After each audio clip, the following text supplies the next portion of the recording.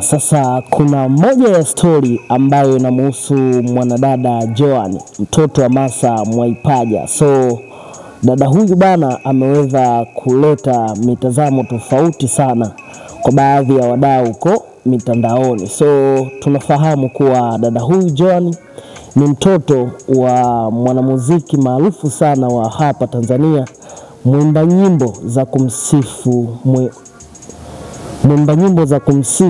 Mungu, mtoto wa Masa Mwaipaja. Nafikiri wengi tunamfahamu Masa Mwaipaja.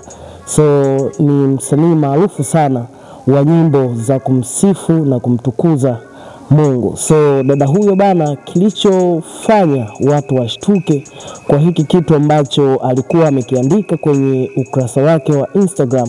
So ni moja ya kitu kizito sana. Lakini hapa utajifunza sio kila mtoto atafuata kile kitu ambacho mzazi umekuwa ukikifanya. So unaweza ukamfunza mtoto maadili mema, lakini mwisho wa siku akaja kukua asiwe yule mtoto ambaye ulikuwa umemfunza yale maadili mema. So Joan wa Masa Mwaipaja, so moja ya ujumbe uliowashtua wengi ni ujumbe ambao ulikuwa unasomeka hivi. Alikuwa ameuandika yeye mwenyewe kwenye ukurasa wake wa Instagram.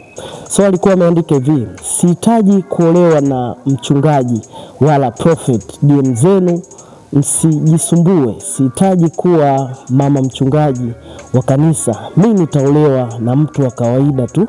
Wewe hata kama ni tajiri sitaki, just because sitaki kuwa mama mchungaji.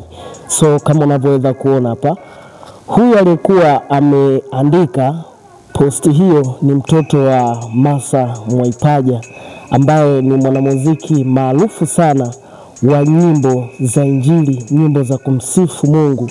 So mtoto wake Joan, ambaye ni mtoto wake kabisa wa kumzaa, ndo ameandika ujumbe kama huo, kana kwamba mtoto huyo yeye ataolewa tu na mtu wa kawaida, hahitaji kuwa mama mchungaji. So mdau, utakuwa na kipi cha kusema kuhusiana na hii? Basi utashusha comment yako na mimi nitakuja kupita nayo.